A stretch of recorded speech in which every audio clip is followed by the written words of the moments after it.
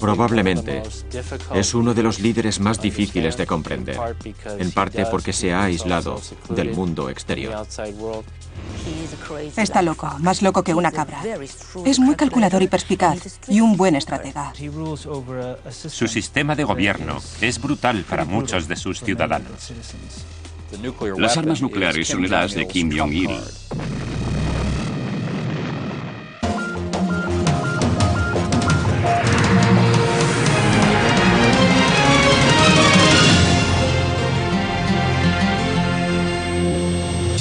Corea del Norte, Kim Jong-il.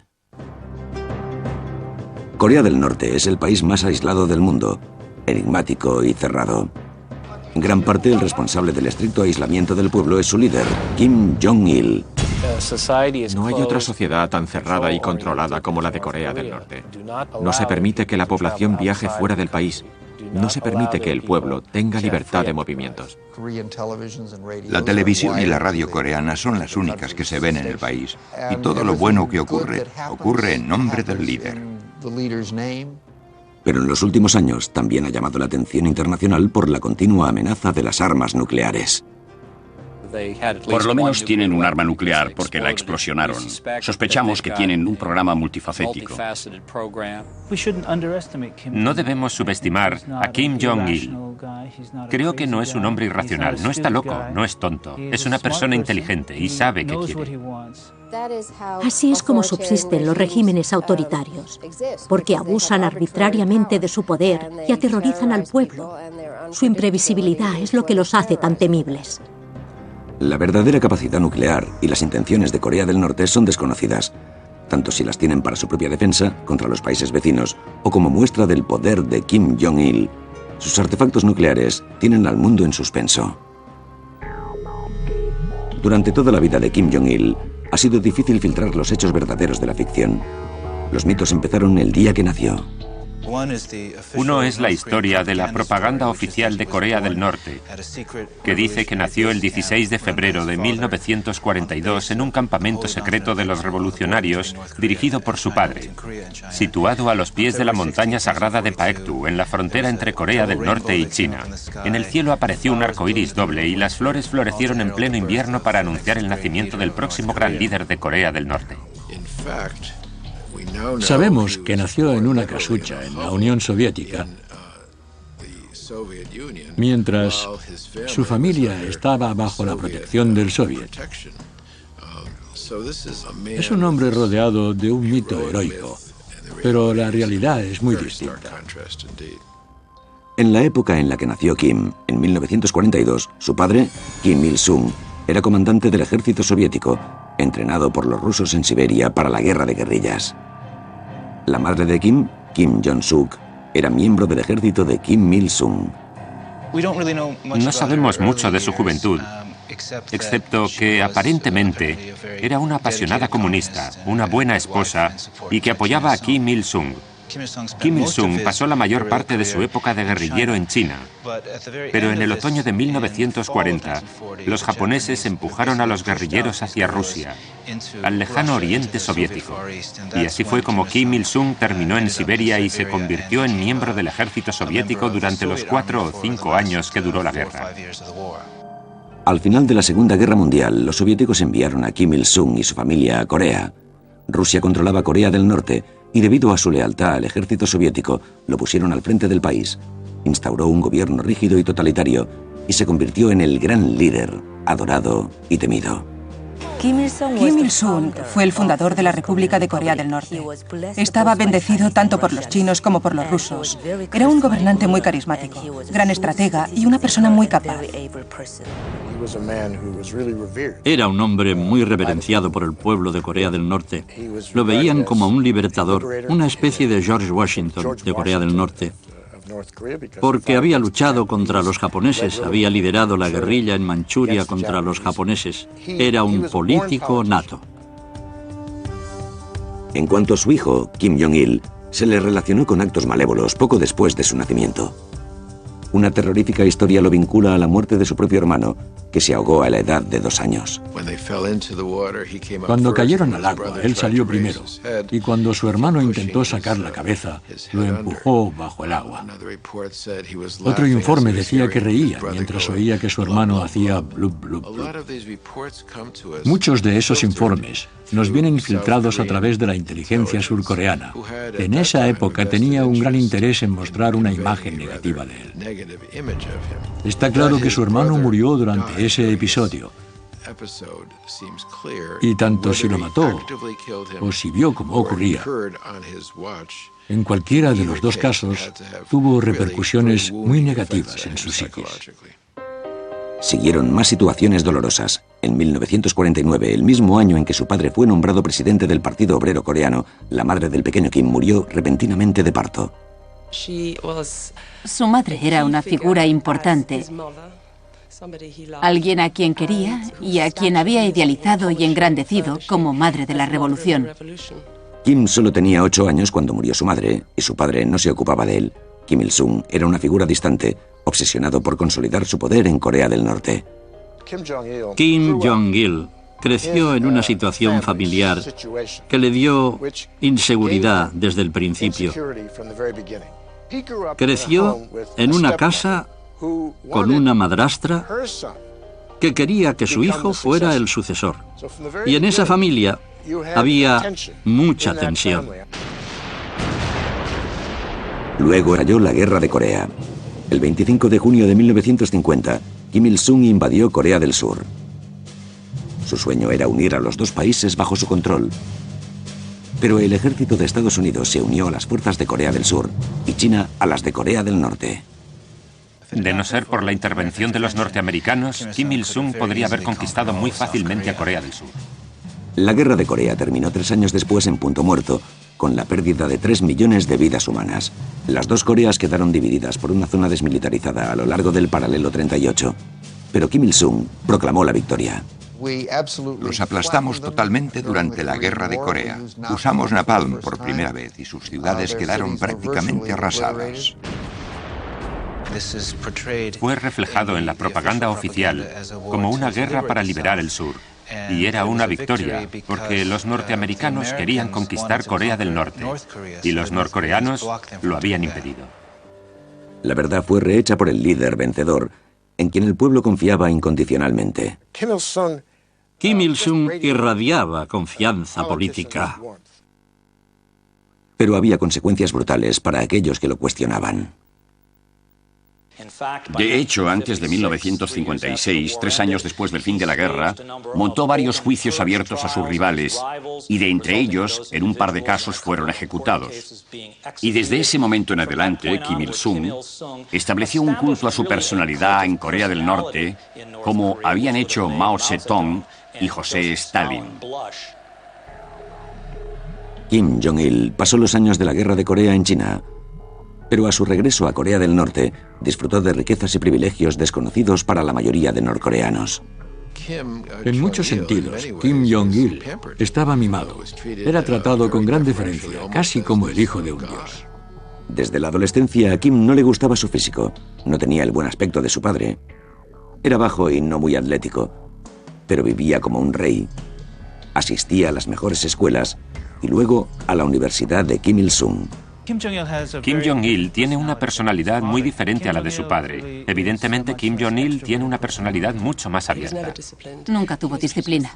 Le trataban como a un príncipe y creía que siempre podía hacer lo que quisiera. Kim Jong-il no tiene el carisma de su padre, no tiene su presencia física.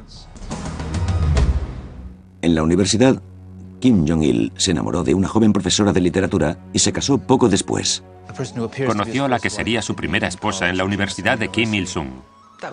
Ese sería el matrimonio oficial. Por lo que yo sé, tiene 2 esposas no oficiales. Una de ellas era Sung Jae-rim, una estrella de cine norcoreana, y de esa unión nació un hijo, Kim Jong-nam, nacido en 1971. Nunca se ha sabido con certeza cuántas esposas o amantes tiene Kim Jong-il. Cuando se tituló en la Universidad Kim Il-sung en 1964, Fue nombrado subdirector de propaganda y del departamento de agitación. Pero la pasión de Kim Jong-il estaba en otro lugar. En enero de 1970 se convirtió en el subdirector del departamento de arte y cultura. Eso es lo que realmente le gusta. Enseguida empezó a producir obras dramáticas, óperas y especialmente películas. El cine parece ser su verdadera pasión. Demostró tener un don artístico. Se le encargó la dirección de 5 óperas y escribió libros sobre ópera y cine. En su literatura se vislumbra su carácter dictatorial. Los capítulos de uno de sus libros sobre cine tienen títulos como El director es el comandante del grupo creativo y Sean leales al partido y demuéstrense a sí mismos que son dignos de la confianza que se deposita en ustedes. Kim Jong-il supervisaba cada película realizada en Corea del Norte y eso estaba más de acuerdo con su pasión, el cine. Su videoteca de vídeos domésticos contiene unas 20.000 películas, principalmente westerns. El Padrino, James Bond.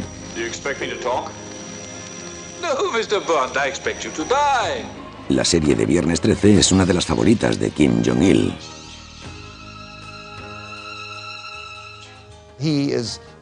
Es consciente del mundo exterior a través de las películas.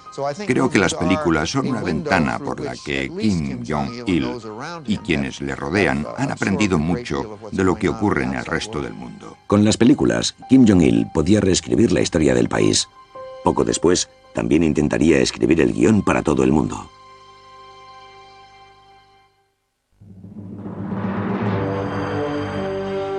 Aunque la pasión de Kim Jong-il era el cine, su padre tenía otros planes para él. A principios de los 70, Kim Il-sung todavía era el gobernante absoluto de Corea del Norte. Con un ejército fuerte y, como se sabe ahora, con un interés cada vez mayor por las armas nucleares. Pero se evidenciaba que Kim Il-sung estaba preparando a su hijo como su futuro heredero. Todavía no era una figura pública. En 1974 aparecieron unos informes misteriosos en los medios de comunicación de Corea del Norte que se referían a un partido del centro. El partido del centro ha hecho esto, el partido del centro ha pedido tal cosa. Y quedó claro que el partido del centro era el joven Kim Jong-il. Kim Jong-il salió de la sombra de su padre y empezó a consolidar su propio poder. Destituyó a los viejos funcionarios políticos del partido, reemplazándolos por miembros más jóvenes leales a él. Kim Jong-il fue designado sucesor de su padre desde principios de los 70 y probablemente a partir de entonces fue representado como líder competente y muy capaz. Empezó a ocuparse de los asuntos cotidianos del gobierno de su padre, aunque Kim Il-sung seguía ostentando el poder. Una tarea importante sería el traspaso de la ideología de autosuficiencia de su padre. Esto es autogestión. Y el resultado es un gobierno que intenta terminar con cualquier dependencia de otra nación en la comunidad internacional, viéndolo como la mejor manera de asegurar su propia autonomía, su propia independencia y su propia soberanía. Pero eso era contrario a la realidad. Corea del Norte recibía muchos alimentos y ayuda económica de sus vecinos comunistas. Corea del Norte tiene unos tremendos problemas económicos. Durante la Guerra Fría recibió ayuda de Rusia y China. Es un país muy montañoso, con pocas tierras cultivables, y solo produce un 80% de sus necesidades. Pero ese tipo de temas domésticos no interesaban demasiado al joven heredero.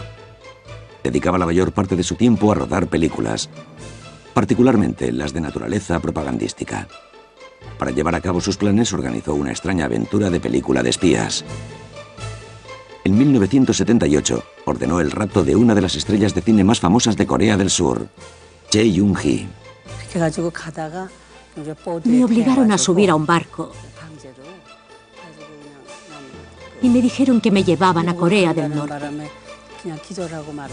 En ese momento me desmayé por la conmoción.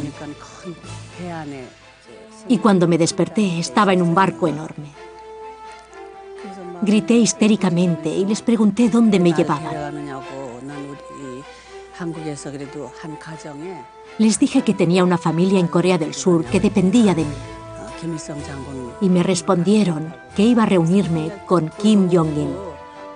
6 meses después, Kim Jong-il raptó a su marido, el director de cine Shin Sang-ok. No pude ver a mi esposa hasta los 6 meses de mi llegada. Pensé que había muerto. Quería que le ayudásemos a reactivar la industria del cine en Corea del Norte. No tuvimos más remedio que aceptar su proposición y trabajar para él y aparecer en las películas para ganarnos su confianza. Una de las películas que hicieron juntos fue Pulgasari, una historia de un héroe monstruoso de metal que lideraba al pueblo contra un ejército invasor.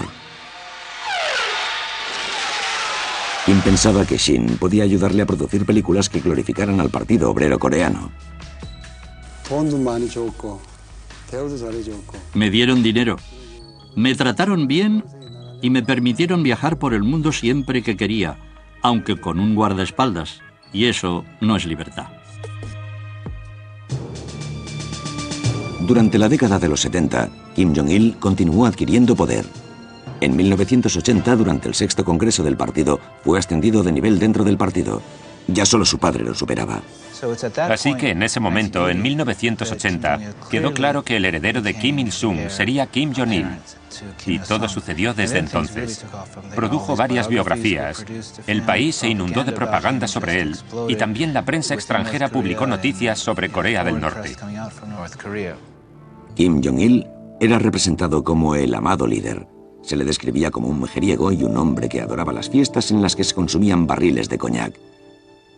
También se decía de él que era muy presumido. Medía solo 1,55 m. Consciente de su aspecto, Kim llevaba alzas de 10 centímetros y un peinado abultado para parecer más alto. Tiene un aspecto raro. Intenta ir a la última moda, pero a veces no lo consigue. El problema es que nadie se lo dice, nadie se atreve. Chae Young-hee y Shin Sang-ok escaparon de Corea del Norte 8 años después de ser raptados, pero el reinado de terror de Kim Jong-il acababa de empezar. Después de años de preparación para suceder a su padre, en los años 80, Kim Jong-il impuso su propio estilo de liderazgo, con importantes acciones de terrorismo internacional. Se cree que Kim fue quien ordenó el bombardeo de Rangún, Birmania, en 1983, donde murieron 17 funcionarios surcoreanos.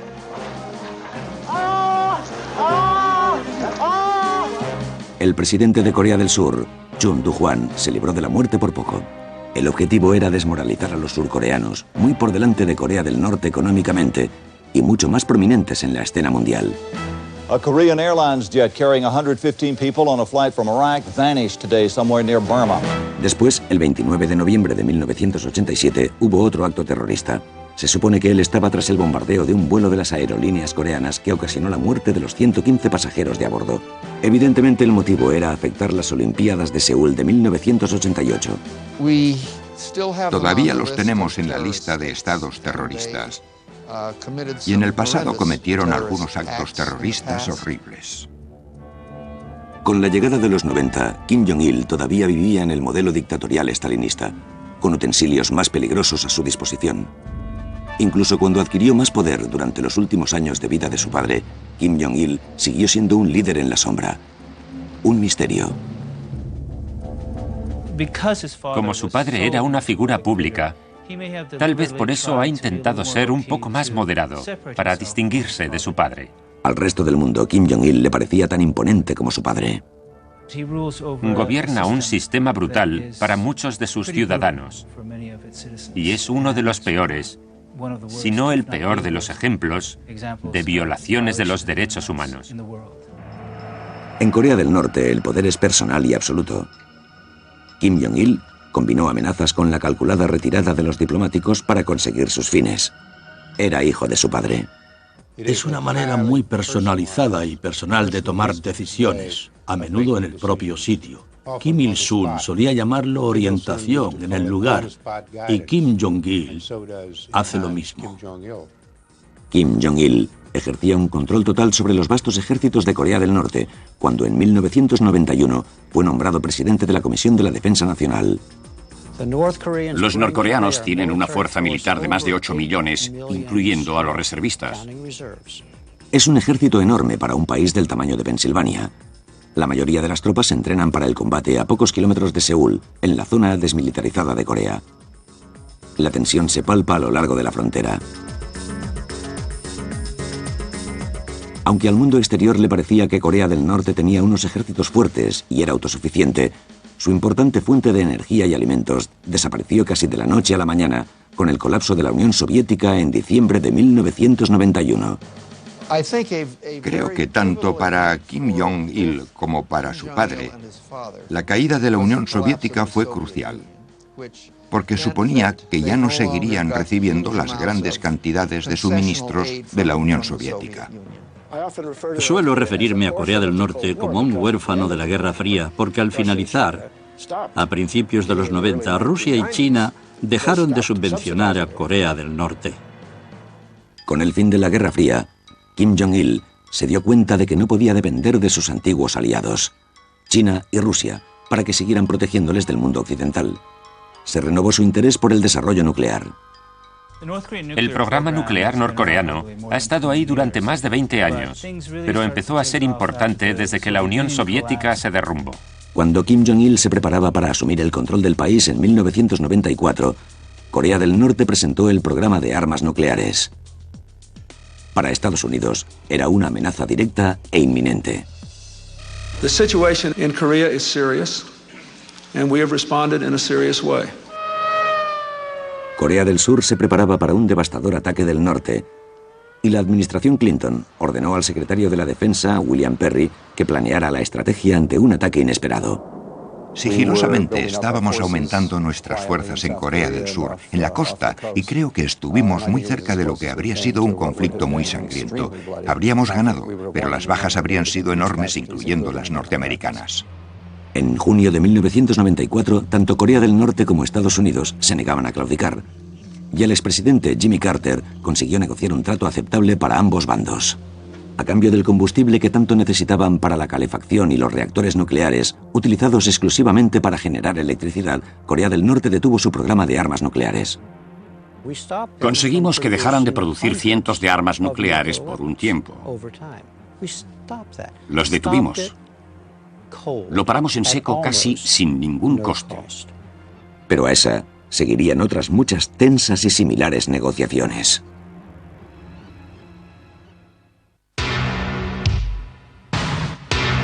Solo un mes después de la solución de la crisis nuclear, el 8 de julio de 1994, moría Kim Il-sung, marcando el fin de una era.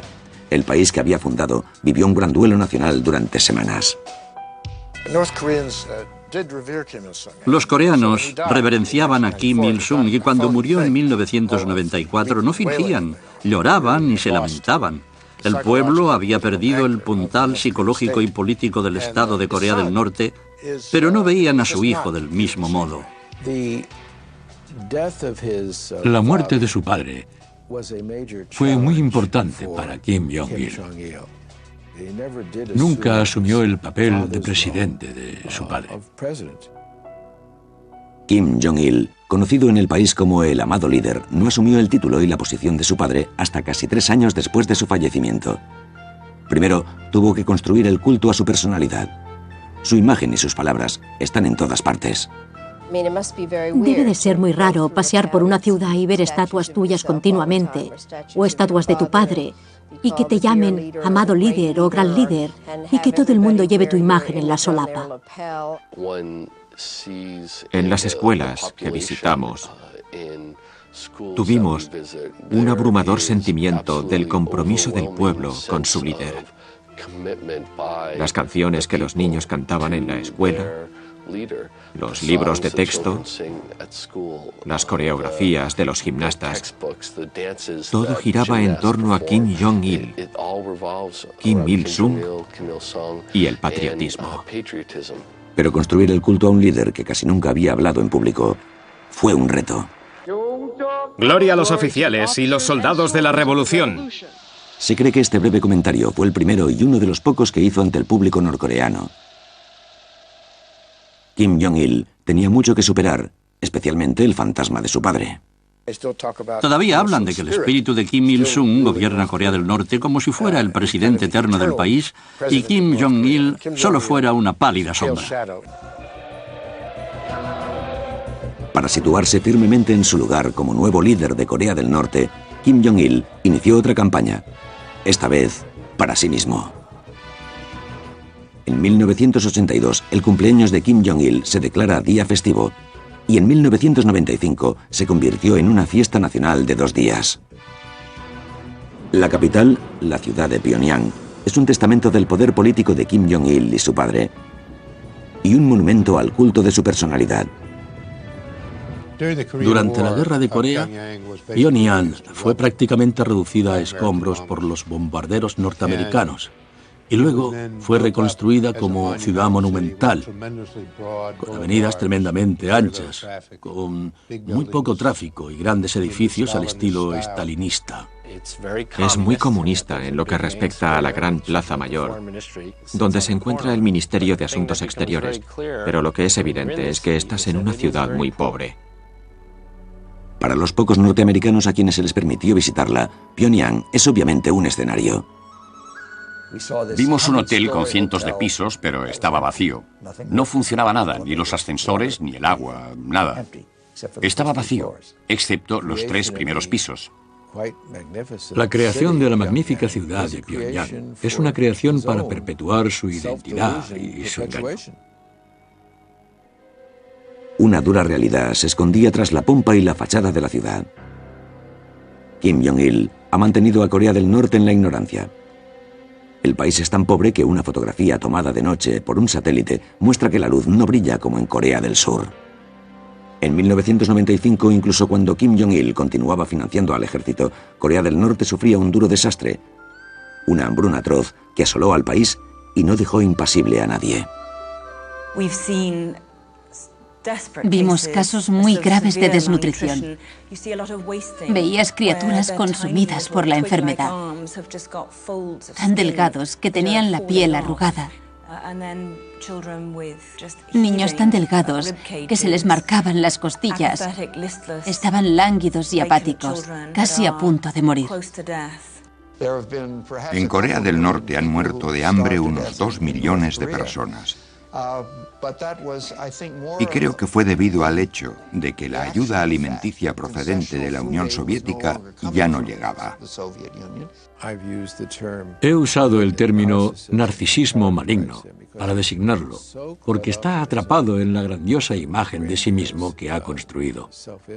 No puede sentir empatía con el dolor o el sufrimiento de otros, incluyendo a su propio pueblo. A pesar de los esfuerzos de Kim Jong-il para que el pueblo ignorase las terribles condiciones, en 1999, el médico alemán Norbert Bollersen filmó en vídeo las desesperadas condiciones de los hospitales locales. Dentro no hay nada. No hay medicinas, ni alimentos, ni siquiera pueden dar de comer a los médicos. No pueden dar de comer a los pacientes. Me quedé atónito cuando vi esos pijamas de rayas azules y blancas. Me parecía estar viendo los campos de concentración de Auschwitz o Treblinka.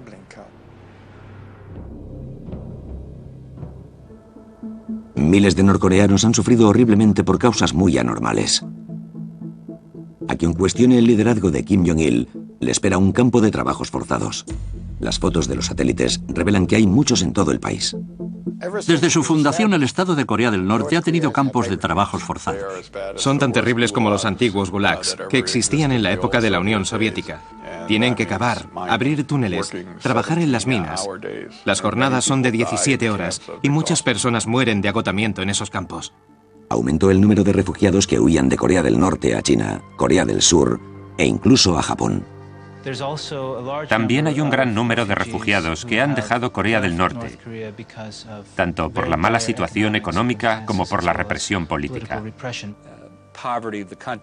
La pobreza del país es casi indescriptible, aunque Kim Jong-il y sus partidarios viven muy bien. A finales de los años 90, al programa nuclear de Corea del Norte no le faltaban fondos y seguía a toda máquina. Sí, su prioridad era la fabricación de armas, y si hubiesen gastado más dinero en comida no habrían muerto de hambre tantas personas. Para los norcoreanos, su armamento se convirtió en una fuente de orgullo nacional. Los misiles desfilaron ante el público como parte de las fiestas. En 1997, por sugerencia de los pakistaníes, emprendieron en secreto un programa para producir uranio enriquecido hasta el punto de que pudiera ser utilizado en armas nucleares. Oí comentar a la gente que tenían 4, 6, 8 armas de plutonio. Llevaban a cabo otras actividades encubiertas, como los medios para la reforma económica. Sin duda, parte de las formas con las que el régimen intentaba obtener beneficios eran actividades ilícitas, tráfico de drogas y falsificaciones. Otra cosa muy importante es la exportación de armas, y especialmente de misiles, que produjo muchos ingresos a su economía. Temo que Corea del Norte venda por un buen precio sus componentes nucleares y armas nucleares a Al-Qaeda o a otros grupos terroristas. En contra de la esperanza de su padre, su teoría de la autosuficiencia, Kim Jong-il llevó a su país al comercio internacional de tecnología nuclear.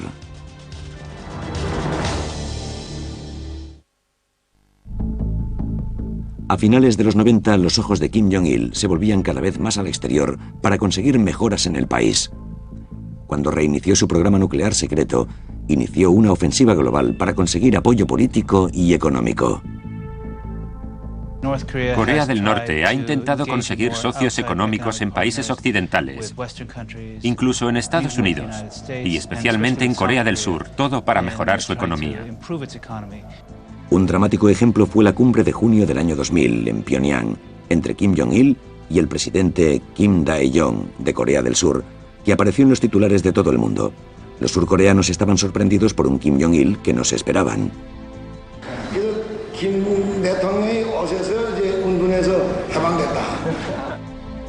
Era encantador, era racional, conversaba con su líder.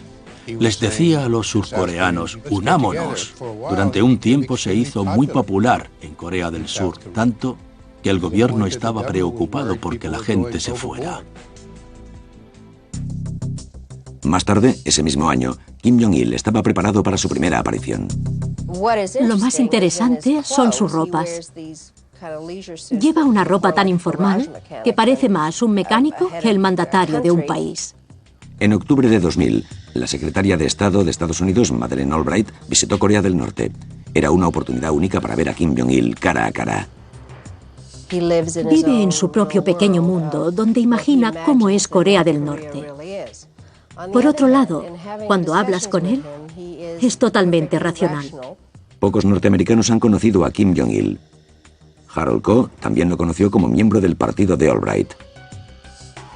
Nos dio la impresión de que era una vieja estrella del rock que trataba de llamar nuestra atención y que, sobre todo, era un empresario. Kim Jong-il montó un elaborado espectáculo para sus visitantes. Había entre 50 y 100.000 personas en el estadio e hicieron una exhibición tras otra. Fue una actuación extraordinaria, perfectamente cronometrada. Era una campaña de publicidad muy bien ideada que iba en contra del carácter de Kim Jong-il. El líder, normalmente recluido, se aventuraba a salir más al mundo. En 2001 realizó un viaje en tren de 24 días a través de Rusia con un emisario ruso. Admite que no le gusta volar.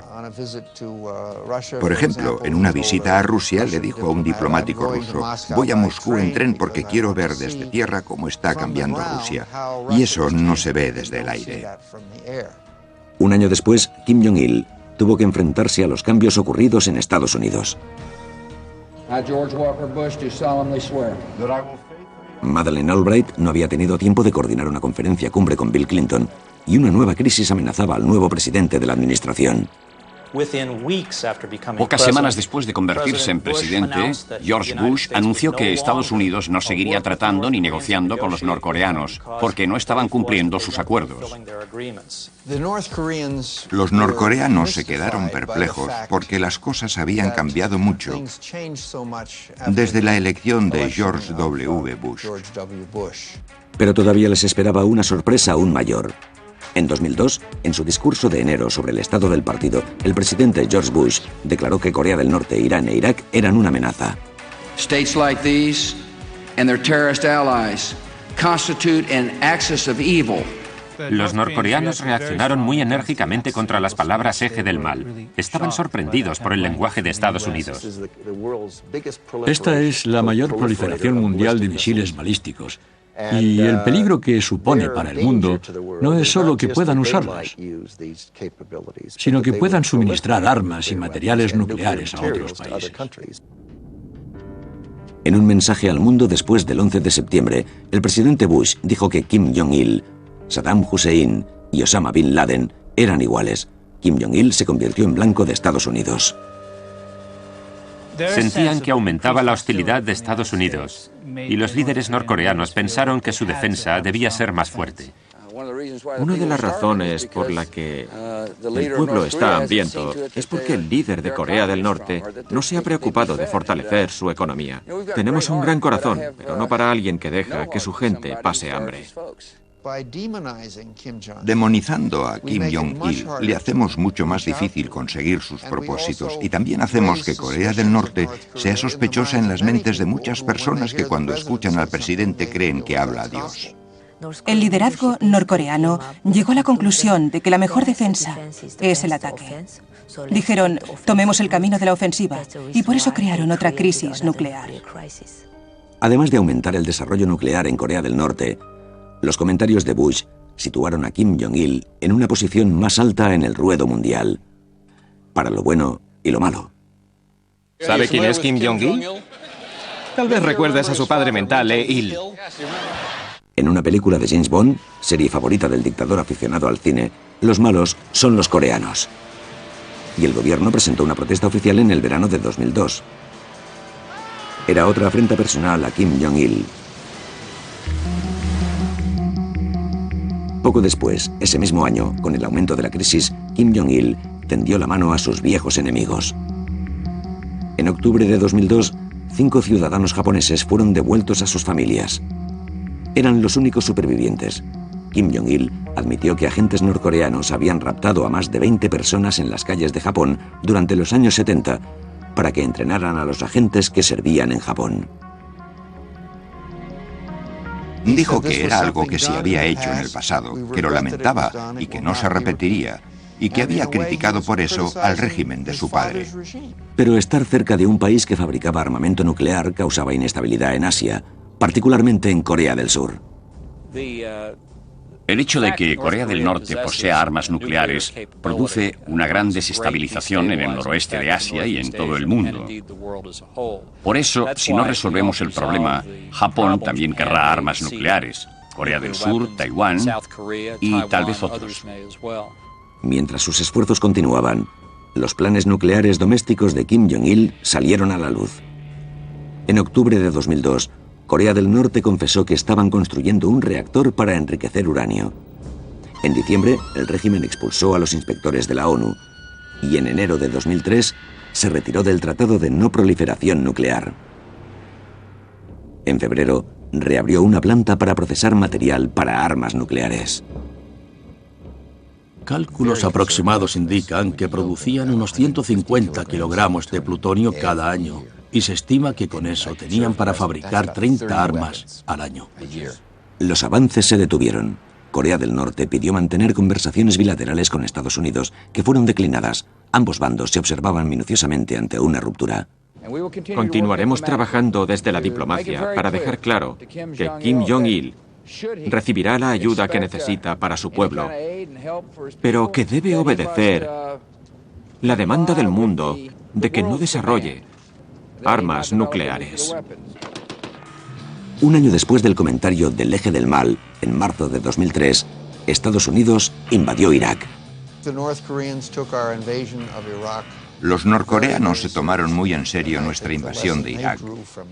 Y creo que la lección que aprendieron es que no les íbamos a dejar fabricar armas nucleares y se prepararon contra un posible ataque. Cuando la Casa Blanca dedicó la mayor parte de su atención a Irak, las negociaciones se encaminaron a una solución diplomática entre Corea del Norte y sus vecinos. Ha habido un factor unificador porque hay 6 personas conversando de Corea del Norte, de Rusia, de China, de Japón y de Corea del Sur, que están muy unidos en su deseo de encontrar un final pacífico para los problemas nucleares en Corea del Norte. Las conversaciones de los 6 comenzaron en agosto de 2003, en un esfuerzo combinado entre Corea del Norte y Corea del Sur, Estados Unidos, Japón, China y la Federación Rusa. Lo que Estados Unidos dice es que el chantaje no funcionará. Esto no es solo un problema entre Estados Unidos y Corea del Norte. Es un problema para muchos estados, particularmente los de la región. Creemos que hay oportunidades de que la diplomacia encuentre una solución. Pero negociar con los norcoreanos es un desafío importante. Con Corea del Norte es un tira y afloja constante. En otras palabras, nunca puedes estar seguro de si vas a hacer progresos o no, y si las negociaciones se van a romper. De pronto, una revelación terrible. In many parts of the world tonight, people are trying to interpret what North Korea really has in mind. Today, at a round of talks in Beijing, a North Korean diplomat announced that his country has nuclear weapons, will test them, and has the means to deliver them as well. Empezó un año de amenazas entre el gobierno de Bush y Corea del Norte. En Estados Unidos aumentó el temor porque Corea del Norte proporcionara uranio y tecnología nuclear a otros países. Si Corea del Norte consigue sus armas nucleares, los gobiernos de todo el mundo que desean adquirirlas mirarán a Corea del Norte e Irán con mucha atención. El resultado puede ser un aumento de la proliferación que supondría un gran riesgo para Estados Unidos y todo el mundo civilizado. Mientras, Kim Jong-il continuaba presidiendo un país aislado, con una economía paupérrima y una infraestructura que se desintegraba. En abril de 2004 se produjo una enorme explosión en un tren, en la estación ferroviaria de Yongchong. Murieron más de 160 personas y 1.300 resultaron heridas. Corea del Norte era incapaz de superar la crisis. After days of little information, more details are emerging about the devastating train explosion in North Korea. The repressive government of Kim Jong-il has made the rare decision to allow international relief workers into the country. En julio de 2004, Corea del Norte cerró nuevamente el acceso a su país y probó misiles de corto y largo alcance sobre el mar de Japón. Y Estados Unidos respondió enviando bombarderos a Corea del Sur como advertencia. En 2005 hubo un avance en las negociaciones. En julio, Estados Unidos estuvo de acuerdo con las primeras conversaciones bilaterales secretas con Corea del Norte, antes del principio de las conversaciones de los 6. Corea del Norte firmó un acuerdo que aceptaba desmantelar su programa nuclear a cambio de un reactor de agua ligera y otro tipo de ayuda. La declaración conjunta de 2005 conminaba a la DPRK a abandonar todas las armas nucleares y los programas nucleares existentes. Era la primera vez que se lograba un compromiso en papel ante los 6. Los norcoreanos son expertos en negociaciones largas y difíciles antes de llegar a un acuerdo. Entonces firman el acuerdo y luego empiezan a renegociarlo. Las conversaciones de los 6 de la ONU quedaron en suspenso, en parte por las exigencias de Corea del Norte. La brecha por los malentendidos y el desconocimiento entre Corea del Norte y Estados Unidos es amplia y honda. Creo que no hay duda de que lo que quiere es dinero, petróleo y alimentos para apoyar su régimen. Durante el verano de 2006, Corea del Norte lanzó más misiles sobre el mar de Japón y 5 misiles el día de la independencia de Estados Unidos. Eso preocupó a Estados Unidos y a todo el mundo. La ONU les impuso sanciones financieras inmediatamente y como resultado, el embajador de Corea del Norte llevó a cabo un acto de rebelión en la propia sala. El día que aprobamos la resolución 1695, como respuesta, el embajador de Corea del Norte se levantó y salió de la sala del Consejo. A eso siguió la terrible explosión de la primera prueba nuclear de Corea del Norte en el mes de octubre. Para Estados Unidos, era la prueba definitiva de que Corea del Norte poseía armas nucleares. El hecho de que Corea del Norte haya hecho una prueba nuclear es una clara amenaza a la paz y la seguridad internacional.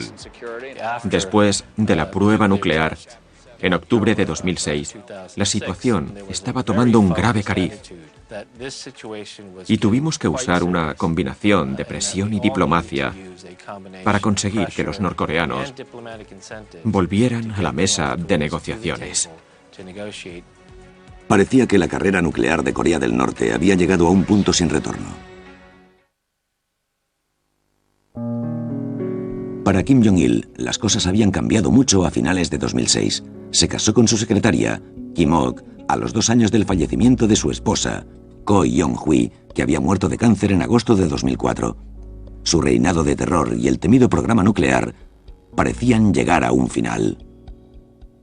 Los inspectores de la IAEA fueron invitados a volver al país después de la visita en el mes de junio del subsecretario de Estado de Estados Unidos, el embajador Christopher Hill, el funcionario norteamericano de más alto rango que iba a Corea del Norte en 5 años. El embajador Chris Hill, negociador principal en las conversaciones de los 6, hizo un breve viaje a Pyongyang para expresar la necesidad de que Corea del Norte actuara rápidamente y cumpliera su parte del acuerdo del 13 de febrero. Creo que podemos estar casi seguros de que esta semana será la más productiva en el proceso de los 6. Conseguiremos que se cierre el complejo de Yongbyon. En julio de 2007, el envejecido dictador ordenó el cierre de la planta nuclear de Yongbyon y se esperaba que terminaran así sus aspiraciones nucleares.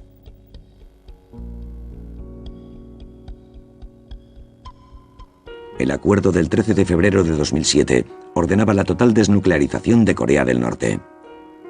A cambio, se prometió la entrega de 25 millones de euros en fondos controlados por Estados Unidos en uno de sus bancos de Macao, 1 millón de toneladas de combustible y otros arreglos económicos. Tuvieron que darles esto y lo otro, ayuda energética, ayuda económica. Los 6 también les dieron una visión más amplia de que ocuparían su lugar en Asia si daban el paso de desnuclearizarse. En cuanto los fondos de Macao y la primera remesa de suministros de petróleo fueron transferidos a Pyongyang, Corea del Norte cumplió su promesa y cerró su reactor nuclear en pocos días. Ya han hecho muchas promesas sobre la desnuclearización de la península de Corea y no las han cumplido totalmente. Examinando la historia, se observa un modelo de negociaciones difíciles y promesas incumplidas. Sigue habiendo dudas y esperanzas respecto a si este será el último capítulo de las aspiraciones nucleares de Corea del Norte. No creo que se pueda disuadir totalmente a Kim Jong-il, porque esas armas son su as contra Estados Unidos, contra Japón, contra el pueblo coreano. Pero aún en mitad de las duras negociaciones nucleares, ha tenido tiempo de concentrarse en la pasión de toda su vida, el cine. Presentó el documental El diario de las colegialas al Festival de Cannes de 2007. Kim Jong-il dirigió este documental sobre una colegiala egoísta que aspira a los ideales occidentales capitalistas, pero con un final feliz. Es la representación de que el Estado es más importante que el individuo. Esto podría expresar las difíciles elecciones a las que Kim Jong-il se enfrenta ante sus esperanzas para el futuro de Corea del Norte y para él mismo. Por una parte, Kim Jong-il quiere ser visto como el hijo amante. Dice ser el líder que ha guiado a los norcoreanos a través de las tradiciones revolucionarias de su padre. Por otro lado, quiere que se reconozcan las mejoras que ha hecho en Corea del Norte. Ha habido cambios tangibles en la vida cotidiana de los norcoreanos. La alimentación ha mejorado en los últimos años, con las contribuciones de organizaciones internacionales, como el Programa Mundial de Alimentos de la ONU, y de países vecinos, como China y Corea del Sur.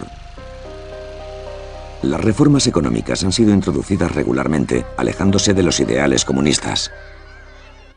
Ha habido una ligera liberación de la economía, aunque en el campo se ven muy pocos cambios.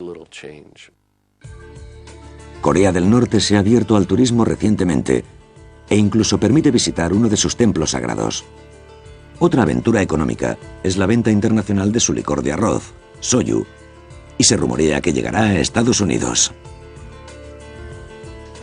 Cuando el pueblo de Corea del Norte, que desde hace mucho está apartado del mundo exterior, llegue a comprender que está muy por detrás de Corea del Sur, se preguntará quién es el responsable, quién es el culpable, y eso llevará al cambio de liderazgo. Kim Jong-il corre ese riesgo. Los norcoreanos continúan aislados del resto del mundo. Kim Jong-il no permite que su pueblo navegue por Internet. Solo pueden ver los sitios que él diseña. Pero el gran líder no puede controlar los desastres naturales. En agosto de 2007, una semana de lluvias torrenciales que asolaron el país provocaron terribles inundaciones que causaron 600 víctimas y dejaron sin hogar a 100.000 personas.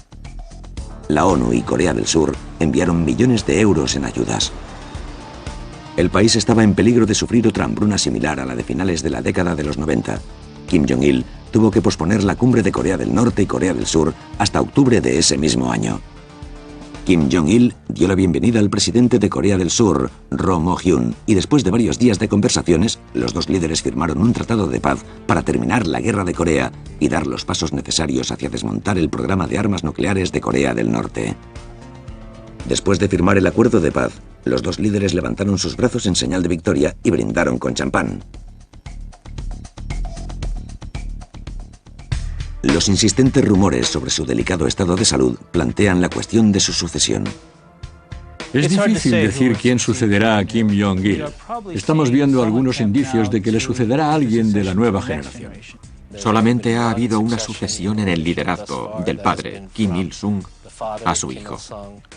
La gente habla de que probablemente le sucederá a uno de sus hijos, pero en estos momentos no se sabe con certeza. También está la cuestión del legado de Kim Jong-il. Es difícil imaginar que los coreanos, especialmente los norcoreanos, le tengan el mismo respeto que a su padre. Afortunadamente él es el último dictador comunista y creo que cuanto antes desaparezca su régimen, tanto mejor para el mundo. E indudablemente será mucho mejor para el pueblo de Corea del Norte. Hay un dicho coreano que dice: el que monta un tigre se arriesga a que se lo coma cuando desmonte. Y creo que eso resume el dilema al que hoy se enfrenta Kim Jong-il.